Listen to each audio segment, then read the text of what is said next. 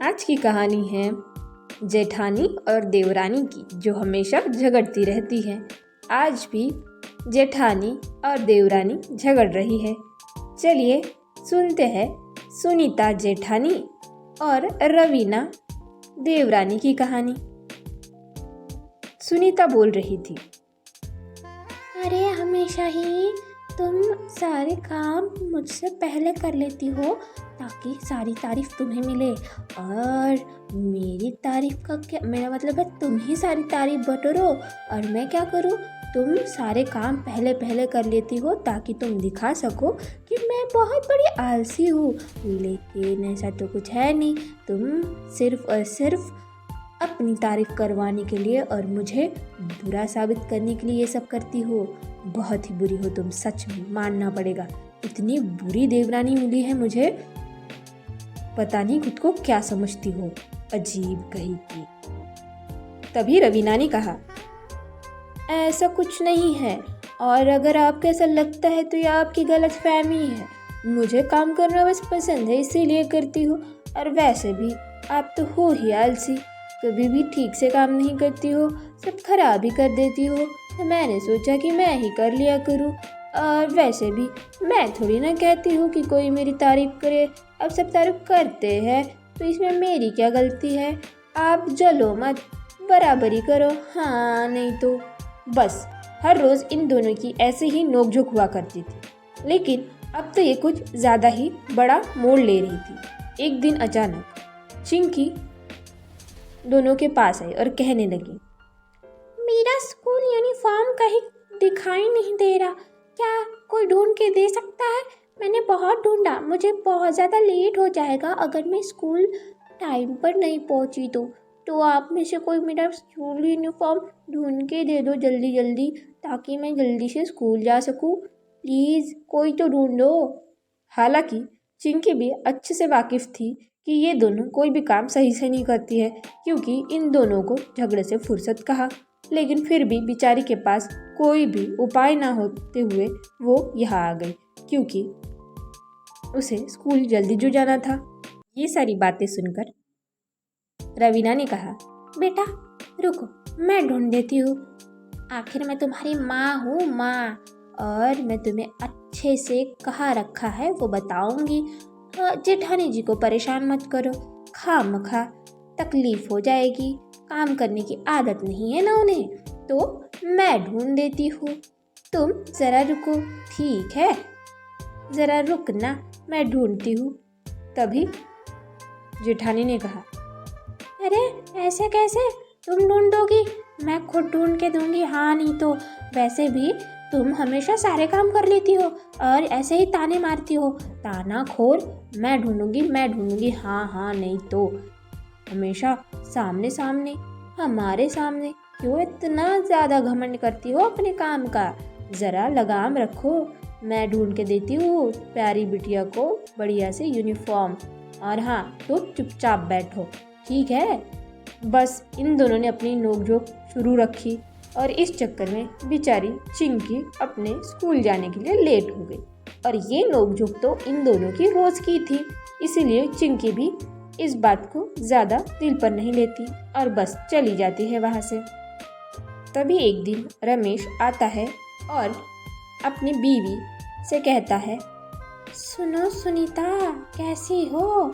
अब तुम्हारे झगड़ों से तुम्हें फुर्सत मिल गई हो, खेत में काम करने चलो। अभी बहुत ज़्यादा फसल अच्छी है, हमें बहुत सारा काम करके अच्छे से सारी चीज़ें करनी है। चलो जल्दी से, घर के काम तुम्हारी देवरानी देख लेगी, तुम मेरे साथ चलो। और हाँ, आज हम सारा काम निपटा कर ही घर वापस आएंगे, ठीक है? तो जल्दी से अपना खाना बांध लो ताकि हम अच्छे से काम कर सके, ठीक है? चलो चलो, बहुत हो गया, अभी झगड़े वगड़े बंद करो दोनों और चलो। कल देवरानी जी आएंगी साथ में। अब तो खुश, अब कुछ फिक्र ना करो, वरना सोचोगी कि मुझे घर के काम नहीं दिए और खेत के दे दिए। तो कल तुम खेत के काम कर लेना और देवरानी जी तुम्हारे घर के काम कर लेगी। बस अब झगड़ना बंद करो और चलो खेत में चलो। देवरानी ने सोचा कि अगर जेठानी पहले ही दिन खेत में चली गई तो वाहवाही लूट लेगी और सोचेगी कि देखो तुमने तो बस घर का काम किया है, मैंने तो खेत का काम किया है, और बड़ी बड़ी बातें करेगी। अरे मुझे इस सब को रोकना पड़ेगा। और बस अपना दिमाग चलाते हुए देवरानी ने अरे जेठ जी, आप ऐसा ना करें, मैं चलती हूँ ना खेत में। वैसे भी जेठानी जी को कहाँ आदत है काम करने की, घर के भी तो काम बड़ी मुश्किल से कर लेती है। तो एक काम करें, आप मुझे ही ले चले। बेचारी जेठानी जी क्या कर लेंगी खेत आकर, खामखा तकलीफ हो जाएगी। जेठानी तो गुस्से से बस देख रही थी कि ये हमेशा ऐसा कहकर उसकी बेइज्जती कर देती है। अब करे तो क्या करे। जेठानी ने कहा ऐसा कुछ नहीं है। लेकिन रमेश तो वहाँ से चला गया क्योंकि उसे पता था कि अब इन दोनों में फिर से झगड़ा हो जाएगा। एक दिन ऐसे ही रमेश ने चिंकी से कहा, देखो बेटा, ये दोनों हमेशा झगड़ा करती रहती है, इन्हें तो सबक सिखाना पड़ेगा। इनके वजह से घर का बहुत नुकसान हो रहा है। ना दोनों ठीक से काम करती है ना कुछ, बस झगड़ती रहती है। अब तो मैंने सोच लिया है कि इन दोनों को सबक सिखा दूंगा, मज़ा आएगा। चलो अब इन दोनों को सबक सिखाने का वक्त आ गया है। और बस उसने एक बढ़िया सा प्लान बनाया और ले आया एक खूबसूरत लड़की को घर और कहने लगा, देखो सुंदरी, तुम इतनी सुंदर हो कि अब मैं क्या कहूँ। वैसे भी पूरा घर, ज़मीन, जायदाद सब कुछ मेरे नाम है। अब तुम बस मेरे घर आ जाओ और मेरे घर को स्वर्ग सा सुंदर बना दो। मैं तो खुशी के मारे पगला हो जाऊँगा अगर तुम मेरे घर आ गई। आओगी ना मेरे घर? अरे बताओ, आओगी ना? सुंदरी ने कहा, जी जी ज़रूर आऊँगी, क्यों नहीं आऊँगी मैं आपके घर। सब कुछ आप ही का तो है, घर, खेत, सारी जायदाद, और आपके बाद मेरा मतलब है आप ही के साथ मेरा भी। तो मैं तो ज़रूर आऊँगी ना, क्यों नहीं आऊँगी मैं आपके घर। और वैसे भी आप जैसे गबरू जवान को देखकर तो मैं बिल्कुल आँख पर फिदा हो गई। आप इतने अच्छे दिखते हो कि मैं क्या ही कहूँ। बस ये सारी बातें जेठानी और देवरानी दूर से सुन रही थी और सोच रही थी कि ये जेठ जी को हुआ क्या। वो सोच रही थी मेरे पति को क्या हुआ अचानक से, ये इसे क्या हो गया जो इतनी अजीब बातें कर रहा है, कहीं ये सच तो नहीं। बस ये सोचकर जेठानी जोर जोर से रोने लगी और कहने लगी, ये सब क्या देखना पड़ रहा है मुझे, इस उम्र में लाकर या क्या दिखा रहे हो। तुम्हें ज़रा लज्जा नहीं, कैसी बातें कर रहे हो तुम, ये नहीं हो सकता। तभी ये सब सुनकर जेठानी ने भी कहा कि आप ये सही नहीं कर रहे हो।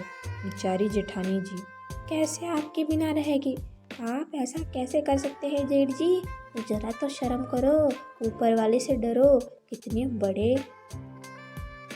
गुंडे हो आप, मतलब कुछ भी करे जा रहे हो। कुछ लाज शर्म है कि नहीं, मतलब कुछ भी। अरे कुछ तो सोचो, घर में बच्चे हैं, कभी तो कुछ तो सोच लिया करो। तभी रमेश ने कहा, तुम दोनों कुत्ते बिल्लियों जैसे झगड़ते रहती हो और इसी वजह से मैं अब किसी और को इस घर में रखूँगा ताकि थोड़ी शांति बनी रहे। तुम दोनों ऐसे चीज़ें करते हो इसीलिए मुझे ये फ़ैसला उठाना पड़ गया है। तुम दोनों अगर शांति से रहती तो मुझे ऐसा कुछ ना करना पड़ता। हाँ नहीं तो। बस दोनों ने कान पकड़ लिए और कहा कि वो दोबारा कभी नहीं झगड़ेंगी। बस एक नाटक से उन दोनों के दिमाग जगह पर आ गए और काम बन गया।